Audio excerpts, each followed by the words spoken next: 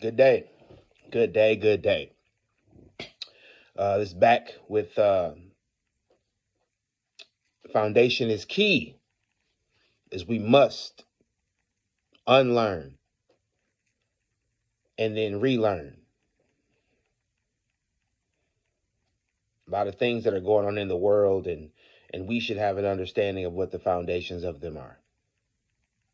We should. So that's what this is an attempt to do. Let's get back to the reading. We're discussing about the relationship between John D. Rockefeller, and Frederick Gates. Okay, let's get it. Gates offered a demographic portrait of Baptists in the West that illustrated the denomination's relatively poor educational work there. He defined the West as that part of the country north of the Ohio River, west of state of Ohio, and east of the Rockies, an area that held 373,000 Baptists. The region contained 11 Baptist schools offering at least some collegiate courses. Total enrollment at these schools was 1,257 students, only about a fourth of whom says were taking college courses. These schools own property valued at $881,670. By comparison, the 145,000 Congregationalists in the West operated fewer colleges, 8, says worth more than $1,743, and enrolling more students, 1,639. The Presbyterians, with only 119,000 members in the West, had as many schools as the Baptists, 11, but these were worth far more, $2,437, and enrolled 1,874 pupils. Says the Methodists had 21 schools worth $5.3 million and enrolling 5,652 students. Gates calculated that on a per-member basis, the Congregationalists owned 5 times more educational property than the Baptists and enrolled 4 times as many students, and the Presbyterians had 9 times as much educational property and 4 times as many pupils, and the Methodists had more than 6 times the educational property and 5 times the students. Gates then turned from his denominational comparison to actual conditions in the 11 Baptist churches. Each was located poorly, so that, quote, the area of their attractive influence in their respective states, end quote, was small. Only about 1/5 of the Western Baptists live within the effective attraction of our Western colleges. None of these small town schools was sufficient enough to attract students from far away.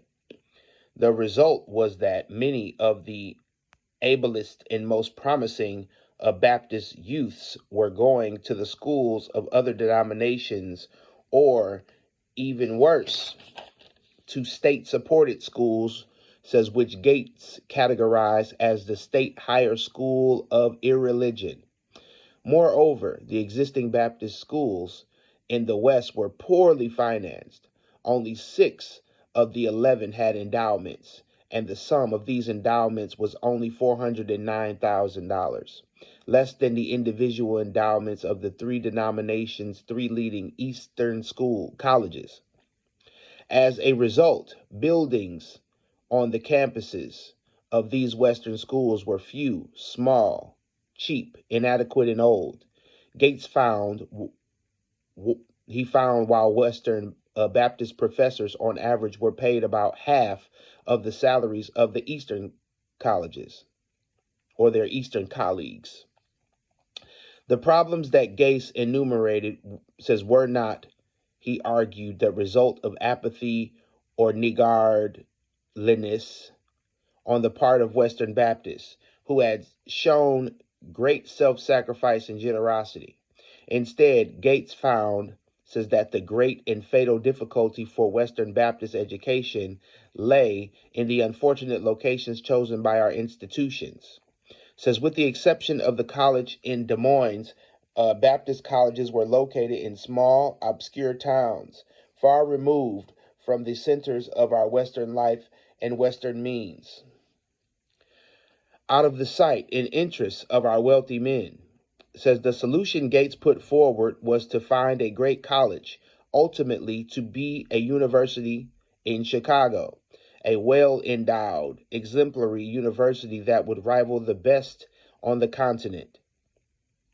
Chicago is the heart of the West, quote, Gates argued, the fountain of the Western life, and the city alone would lift so far aloft a Baptist college as an intellectual and religious luminary that its light would illumine every state and penetrate every home from Lake Erie to the Rocky Mountains. Gates' report proved persuasive to the members of the society and to John D. Rockefeller, who read it in November. 6 months later, and Gates persuaded Rockefeller to pledge $600,000 toward a $1 million endowment for the new university at Chicago. Prior to pledging his support for the University of Chicago, however, Rockefeller had agreed to support the broader work of the American Baptist Education Society, a decision prompted again by his growing trust in the man charged with running the operation. In the summer of 1888, as Gates and Morehouse set about creating the financial constituency of the society, Morehouse asked Rockefeller to support the young society. Says, but Rockefeller knew little about its work, and what he had heard came from acquaintances who were hostile to its formation, a fact which he duly noted to Morehouse. And I quote, I am not prepared to make a pledge to the American Baptist Education Society, end quote, he replied. Quote, it says, maybe, in part, because a lack of sufficient information. It says, but I do remember having some conversation at the time with those who did not regard it a necessity, end quote. Says the burden of educating Rockefeller fell to Morehouse, Gates, and those who supported the plan for a university at Chicago. A series of correspondence and meetings in the ensuing months aided, says by Gates' report, succeeded, and in mid-January 1889, and Rockefeller asked to see a statement of the expenses and the receipts of the society. He then asked Morehouse to bring Gates to a luncheon meeting, after which he invited Gates to accompany him on the train from New York to Cleveland. Sizing up Gates favorably, and Rockefeller soon sent $500 towards the expenses of the society. A month later, he pledged $100,000 to its work on the condition that all of the society's appropriations from this gift he approved by him first. Says, I quote, I will contribute $100,000 to the American Baptist Education Society, payable as required for its contributions to educational work in the United States, providing such conditions are not payable faster than $10,000 during each month, beginning with March and ending with December next, and providing I am advised and endorse in advance the proposed contributions, end quote. Says Rockefeller's contribution at last allowed the society to begin its major work. From the first, Rockefeller was the major financial backer of the society itself.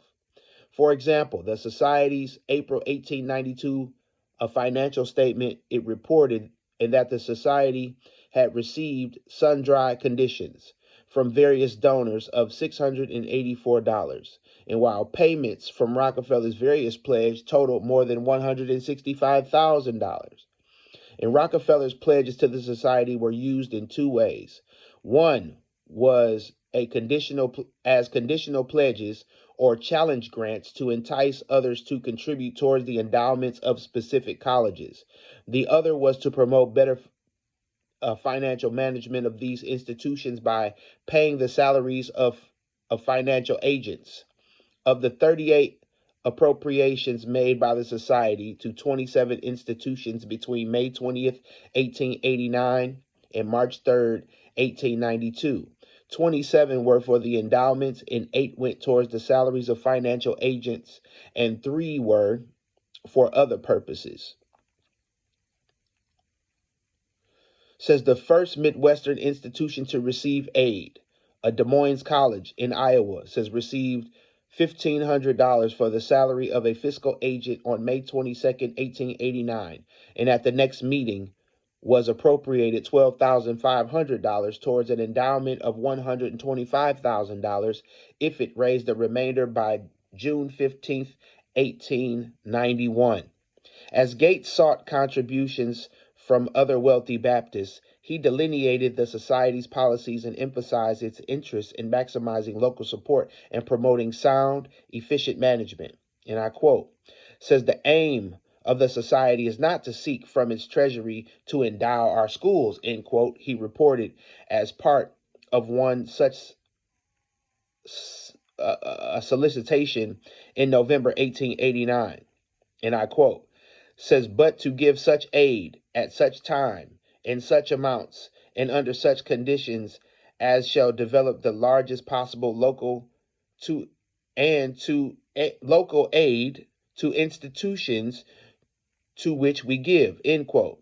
And thus the society had used $50,000 of Rockefeller's pledge as leverage to bring an additional $290,000 to the coffers of various institutions. Moreover, he reported, I quote, says we discourage debt by refusing to assist institutions who incur debt to pay their debts, and by making local payments of any debts an invariable condition of any aid from us, end quote. And one of the conditions on the endowment grant to Des Moines was that all the legal debts of Des Moines College should be paid in full and covered by good subscriptions available for this purpose by January 1st, 1891. Said despite the aid of the society and its concern for efficient fiscal management, institutions continued to face financial difficulties and often place themselves in more difficult situations in an attempt to escape the burden of debt. In 1901, the new president of Shurtleff College in Illinois asked for a modification of an earlier ABES, the American Baptist Education Society, appropriation because he had not fully realized the conditions regarding the institution's previous debts and the degree to which this hampered fundraising. To begin to pay off the school's debts, the trustees in 1897 had agreed to an 8-page ironclad agreement that bonded the entire property of the college and the income of its endowment fund and appointed a special treasurer to control the trust funds and systematically retire the $26,000 debt over the next 15 years. Founded in 1827, Shurtleff College was one of the oldest Baptist colleges in the Midwest, yet its financial footing was still slippery after 70 years. And Des Moines College offers a similar example. As one of the few Midwestern Baptist colleges located in a city of substantial size, the school was one to which Gates and the ABES devoted considerable time and energy to maintain and improve. And they sought to make it rather than rival schools at Pella in Burlington. He favored institutions of the state's Baptists, but this proved difficult. The Des Moines School was founded as a University of Des Moines and incorporated in November 1864, and by the Reverend Luther Stone and the Reverend J.F. Childs and the Reverend J.A. Nash. It opened with a single department for women under the direction of Josephine A. Cutter in 1865. Says, but soon became co-educational.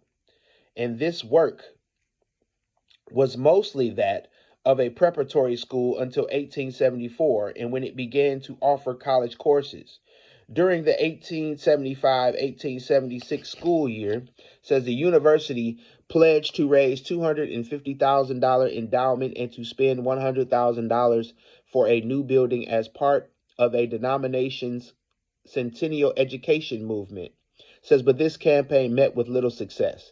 In 1885, the Prospect Park Land Company lured the school to a new location, promising that if the school separated as a college of standard grade for a period of years, it would receive title to the campus in several outlying lots. Says, but the land speculator soon decided that the school was not up to standard and claimed that it had forfeited its option on the campus and lots. The college sued, and in the Iowa Supreme Court won title to both the campus and lots. But in 1896, the school was finding it difficult to meet its budget and to maintain its standing as an affiliate college of the University of Chicago. Gates was concerned about its future, acknowledging that the school was not up to college work. He offered Rockefeller little reason for hope.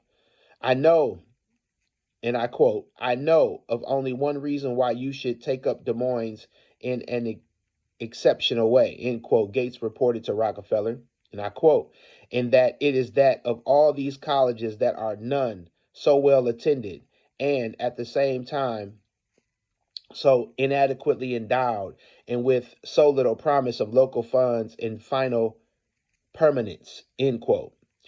It says by 1900, the school was $30,000 in debt, and that spring Morehouse reported to Rockefeller that, I quote, the crisis in our educational history in Iowa has been reached. Unlike Des Moines College can have speedy relief, the indications are that it will be obliged to suspend and its property pass into the hands of its creditors, end quote. It says the rivalry between the schools at Pella and Des Moines for the role as the Baptist College in Iowa remained intense, and the denominational leaders had arranged a compromise by which a pledge from the Education Society would go to the State Educational Society and be split between both schools. This was an unusual request, one which Rockefeller refused. He preferred to have all of his support concentrated at the Des Moines School, following the ABES tenet of promoting one strong college in each state, and he pledged $25,000 conditioned upon the college raising an additional $50,750 by January 1st, 1902, in which they did. Des Moines College received more than $28,000 from Rockefeller in the 1890s and an additional $24,250 between 1902 and 1914, the second largest sum received by any school during this period. Still, the college's problems persisted, and the school apparently went out of business on the eve of the Depression in 1929. Its failure was certainly ironic. According to the Gates reasoning in 1888, says the well-situated college should have flourished under the influence and light spread by the development of the University of Chicago. Instead, it failed, and while other Baptist schools in smaller towns, Shirtlift College, for example, continued. Moreover, it received more from the ABES than almost any other college, Chicago and Spelman being special cases, but it could not overcome the split allegiances of Iowa Baptists and establish itself as the most significant Baptist college in the state. The ultimate effectiveness of the American Baptist Education Society then was limited. Clearly, it helped put some schools on more secure footing, but this may have been as much as the result of its assistance with fiscal administration and effective planning than with its actual payments. Indeed, there are signs that the society was not as effective as Rockefeller had hoped. I quote, says, when I told him the other day the amount of cash on his pledges, says we had actually called for, says by fulfillment of terms, end quote, Gates reported to one ABES board member in March 1891. He was, I quote, he was astonished at the smallest of the sum, end quote. The size of Rockefeller's gifts alone was not sufficient to sustain any particular institution except in the special case cases of Chicago expelment, to which he devoted large sums. If the results of the society's work says were not entirely successful for specific schools, its impact on Rockefeller's philanthropy was clear and significant. Through the American Baptist Education Society, Rockefeller met and came to trust Frederick Gates, and in March of 1891, he asked Gates to move to New York to help him gain control over the flood of charitable requests and organize his philanthropy to make it more efficient. Moreover, the American Baptist Education Society example gave both Rockefeller and Gates experience with large-scale educational philanthropy, and the lessons they learned there proved important with their next big enterprise in this area, the General Education Board, public schooling, aka. The American Baptist Education Society had been built on faith that Rockefeller money would attract more money and naturally help the institutions grow.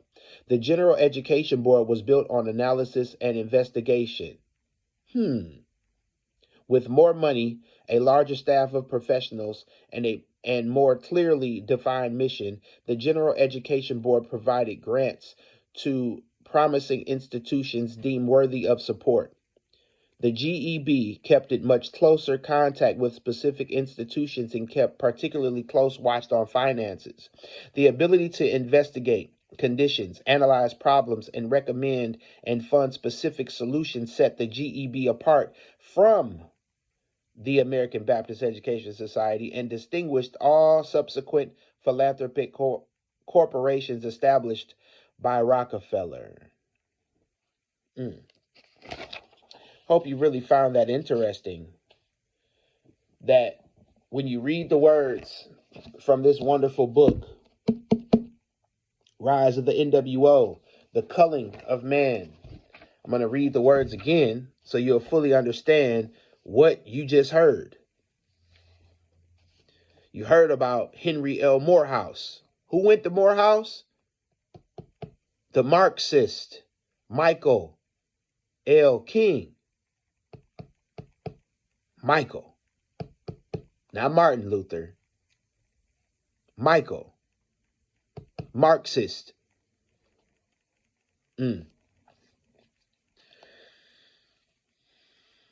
Please go look up Karl Marx and familiarize yourself.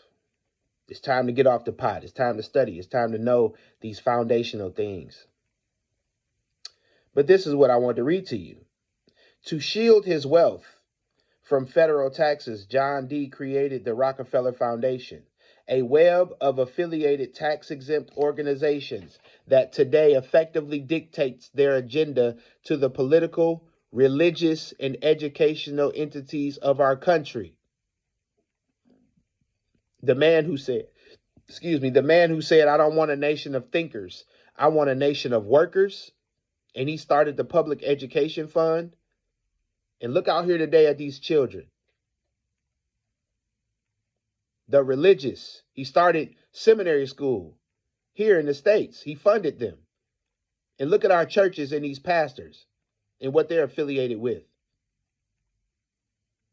And what they don't teach and preach. And what seminary schools don't preach and teach. Truth bears no fear. You know it.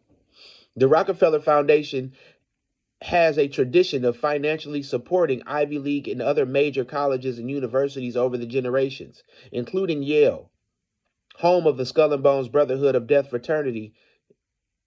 Says the Rockefellers' financial support is considered by them an investment, and with the intent of using their schools to farm the up-and-coming generations of people who will support the Great Plan or the Great Reset through placements in existing corporations, banks, government, etc.